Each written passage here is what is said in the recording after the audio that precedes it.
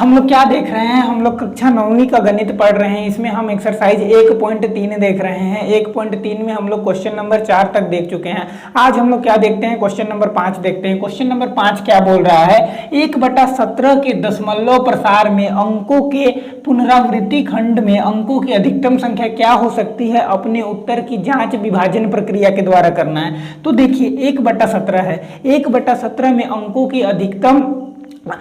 की पुनरावृत्ति खंड में अंकों की अधिकतम संख्या क्या हो सकती है, 16 हो सकती है। अगर 1/18 रहती तो अंकों की अधिकतम संख्या क्या होती, 17 होती। मतलब कि हर का मान जितना रहेगा उससे कम क्या होगा, अंकों की पुनरावृत्ति खंड में संख्या होगी। हम लोगों को क्या करना है, इसकी जांच करनी है विभाजन प्रक्रिया के द्वारा। किसके द्वारा, विभाजन प्रक्रिया के द्वारा जांच करनी है। तो चलिए हम लोग विभाजन प्रक्रिया के द्वारा क्या कर लेते हैं, जांच करते हैं। क्या दिया गया है 1/17, तो हम लोग कैसे भाग करते हैं, नीचे जो हर रहता है वो हर से किसको भाग देते हैं, अंश को। तो 17 से 1 को भाग देंगे। अब देखिए 17 से 1 को भाग देंगे तो जाएगा, ये नहीं जाएगा, मतलब 0 पॉइंट, फिर से 1 0, फिर से नहीं जाएगा। 17 छोटा, 17 बड़ा हो गया और 10 क्या हो गया, छोटा हो गया, भाग नहीं जाएगा।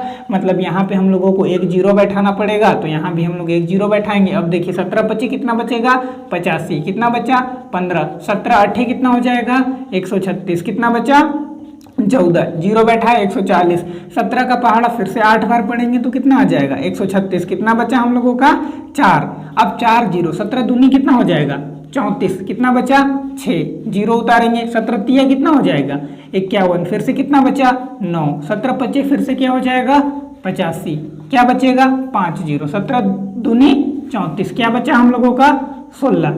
अब देखिए 17 9 क्या होता है, 9 7 63 का 3, फिर 9 1 9, 9 और 7 कितना हो जाएगा 16, 17 9 163 तो ज्यादा हो जाता है। तो हम लोग क्या लेते हैं 17 9 ही लेते हैं। 9 7 9 कितना होता है 63 का 3, फिर 9 1 9, 9 और 6 कितना होता है 9 और 6 15, 153, कितना बचा 7 0,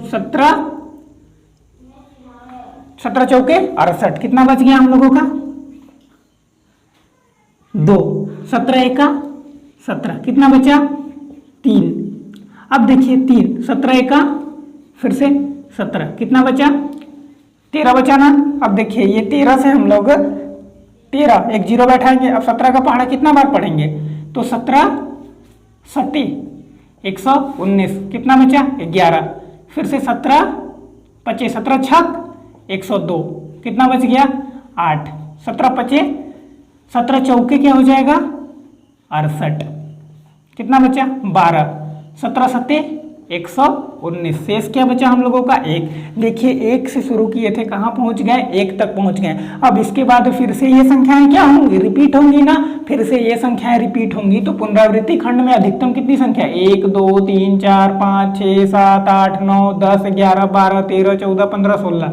तो पुनरावृत्ति खंड में अधिकतम संख्या कितनी हो सकती है, 16 हो सकती है। क्या हो सकती है, 16 हो सकती है।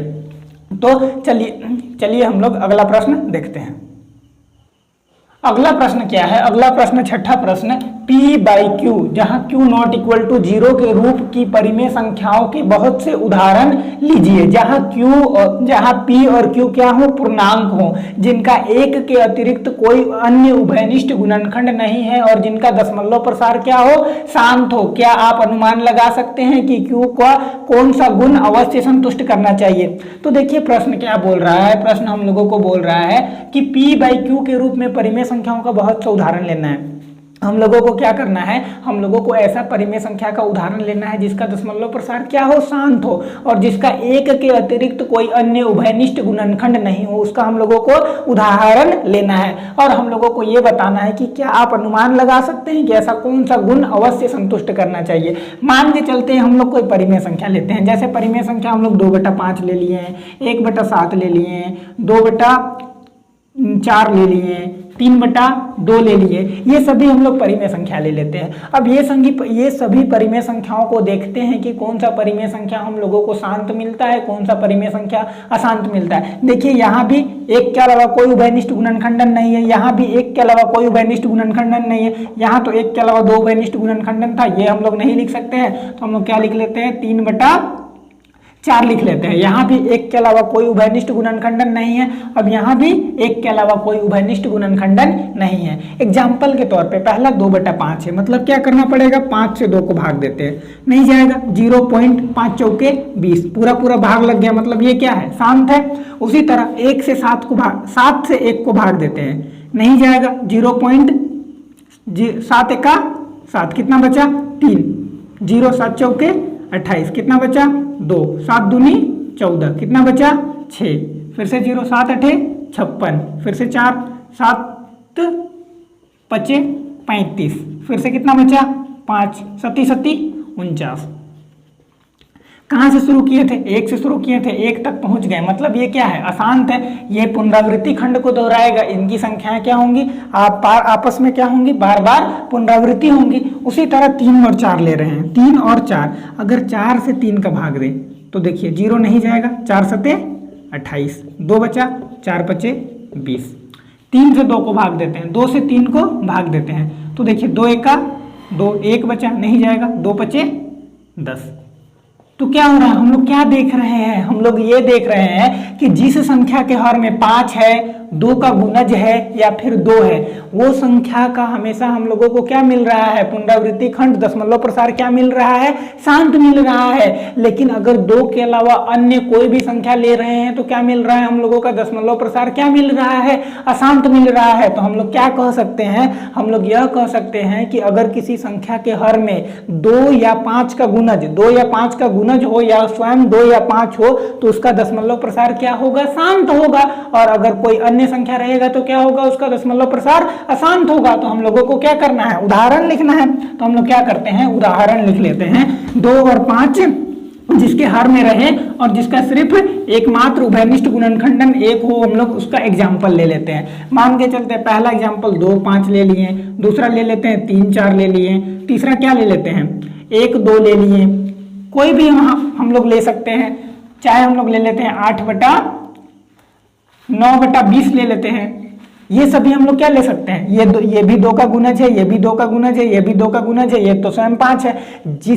जिस संख्या के हर में या एक तो 2 रहे या तो 5 रहे या 2 या 5 का गुणज रहे, तो वो क्या होगा, शांत होगा, उसका दशमलव प्रसार क्या होगा, शांत होगा। और हम लोगों को ऐसा एग्जाम्पल लेना था जिसका उभयनिष्ठ गुणनखंड क्या हो, इसमें भी उभयनिष्ठ गुणनखंड 1 आ रहा था, इसमें भी उभयनिष्ठ गुणनखंडन क्या आ रहा था, 1 आ रहा था, इसमें भी उभयनिष्ठ गुणनखंडन 1 और इसमें भी उभयनिष्ठ गुणनखंडन 1, मतलब की संख्याएं आपस में कटनी नहीं चाहिए। उभयनिष्ठ गुणनखंडन की कोई संख्याएं आपस में कटनी नहीं चाहिए। तो चलिए हम लोग अगला प्रश्न देखते हैं। चलिए हम लोग अगला प्रश्न देखते हैं। अगला प्रश्न क्या है, 7 नंबर। 7 नंबर क्या बोल रहा है, ऐसी 3 संख्याएं लिखिए जिनकी दशमलव प्रसार अनवसानी या अनावृत्ति हो, मतलब की संख्याएं बार बार रिपीट नहीं हो रही। ऐसे हम लोगों को 3 संख्या का एग्जाम्पल लिखना है। तो चलिए हम लोग कुछ भी लिख लेते हैं, जैसे मान के चलते 0.10, 1 के बाद 1 2 3 0, 1 के बाद 1 2 3 4 0 डॉट डॉट डॉट, इसी तरह बढ़ाते रहेंगे। तो क्या होगा, ये संख्याएं क्या हो रही है, ना तो कहीं पे समाप्त हो रही है, ना तो क्या हो रही है, संख्याओं को रिपीट कर रही है। उसी तरह दूसरा में 1.100, 1.1230, 1.12340, दूसरा में 2.100, 1.1230, 1.12340। इसी तरह आप कुछ भी उदाहरण ले सकते हैं अपने मन से, जो भी एग्जाम्पल मन करेगा हम लोग क्या कर सकते हैं, ले सकते हैं वैसा एग्जाम्पल जो क्या हो, ना तो समाप्त हो, ना तो वो शांत हो और ना ही क्या हो, वो रिपीट हो। ऐसा एग्जाम्पल हम लोग लिख सकते हैं। चलिए हम लोग अगले प्रश्न की ओर आगे बढ़ते हैं।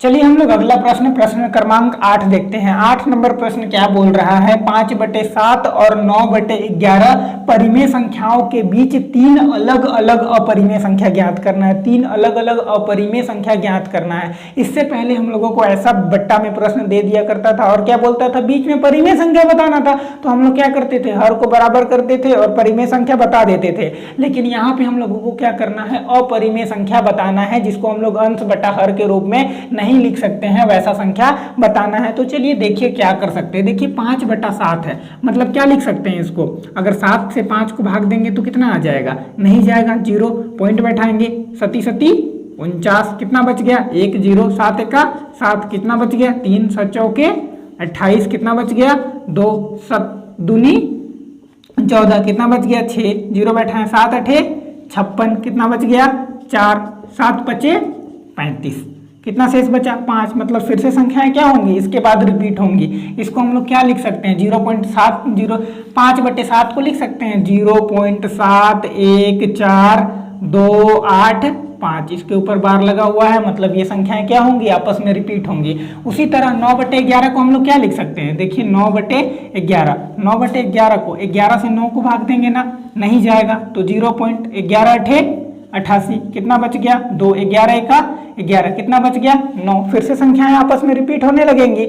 अगर संख्याएं आपस में रिपीट होने लगेंगी तो इसको हम लोग क्या लिख सकते हैं 0.81 लिख सकते हैं। क्या लिख सकते हैं 0.81 लिख सकते हैं। अब इन दोनों के बीच हम लोगों को क्या करना है, अपरिमेय संख्या बताना है। तो देखिए इन दोनों के बीच हम अपरिमेय संख्या क्या लिख सकते हैं, क्या क्या संख्याएं हैं 0.714285 और 81 0.81। हम लोग ये फर्स्ट का 2 डिजिट ले लेते हैं। इन दोनों के बीच में 3 अलग अलग अपरिमेय संख्या बताना है। तो देखिए हम लोग क्या लिख सकते हैं 0.720 7200 700, उसके बाद 000 ऐसा अपरिमेय संख्या लिख सकते हैं जो क्या हो रहा है, ना तो कहीं पे शांत हो रहा है ना तो रिपीट कर रहा है। दूसरा क्या लिख सकते हैं 0.73। इसी तरह आगे हम लोग क्या कर लेते हैं, बढ़ा लेते हैं। उसी तरह हम लोग क्या लिख सकते हैं 75 भी लिख सकते हैं। 81 तक का कोई भी संख्या हम लोग क्या कर सकते हैं, लिख सकते हैं। तो ये हम लोगों का क्या हो जाएगा 5/7 और 9/11 के बीच के 3 अपरिमेय संख्या हो जाएंगे। चलिए हम लोग अगला प्रश्न देखते हैं। चलिए हम लोग अगला प्रश्न देखते हैं। अगला प्रश्न क्या है 9 नंबर। 9 नंबर क्या है, निम्नलिखित संख्याओं में कौन कौन संख्याएं परिमेय है और कौन कौन अपरिमेय है। हम लोगों को परिमेय संख्या और अपरिमेय संख्याओं को क्या करना है, छांट के लिखना है। तो चलिए हम लोग देखते हैं परिमेय संख्या और अपरिमेय संख्या।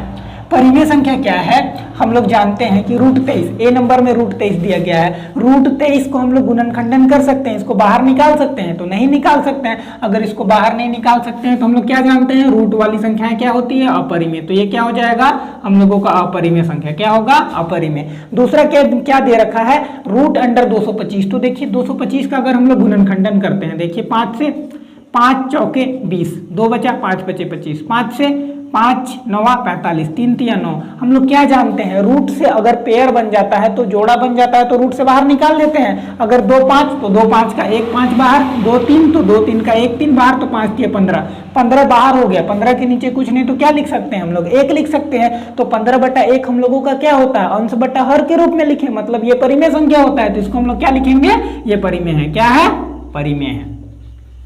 उसी तरह अगला प्रश्न है 0.3796। देखिए जो संख्या हम लोगों का शांत, जिन संख्याओं का दशमलव प्रसार शांत होता है वो संख्या क्या होती है, परिमेय संख्याएं होती है। और जिन संख्याओं का दशमलव प्रसार अशांत होता है वे क्या होती है, अपरिमेय। देखिए इनका दशमलव प्रसार क्या था, शांत था, तो क्या होगा परिमेय। इसका दशमलव प्रसार क्या है, अशांत है, मतलब क्या होगा अपरिमेय। और इसका भी दशमलव प्रसार क्या है, अशांत है, मतलब क्या होगा अपरिमेय। तो इस तरह हम लोग ये अध्याय को खत्म करते हैं, एक्सरसाइज 1.3। आशा करते हैं आप लोगों को यह चैप्टर बहुत ही अच्छा तरीका से समझ में आया होगा। अगर कहीं पे आप लोगों को डाउट उत्पन्न हो रहा है तो आप कमेंट सेक्शन में जाइए और कमेंट करके बताइए कि कहाँ पे आप लोगों को डाउट हो रहा है, कहाँ पे आप लोगों को समझ में नहीं आया है। अगर आपको ये वीडियो पसंद आया है तो अपने दोस्तों को वीडियो शेयर करें और आप हमारे चैनल को सब्सक्राइब करें, ताकि आप कक्षा 9वीं के गणित को बहुत अच्छा तरीका से क्या कर सकते हैं, पढ़ सकते हैं। कक्षा 9वीं के 10वीं के और कॉम्पिटिटिव लेवल्स के भी मैथ्स को क्या कर सकते हैं, इस चैनल के माध्यम से पढ़ सकते हैं, अध्ययन कर सकते हैं।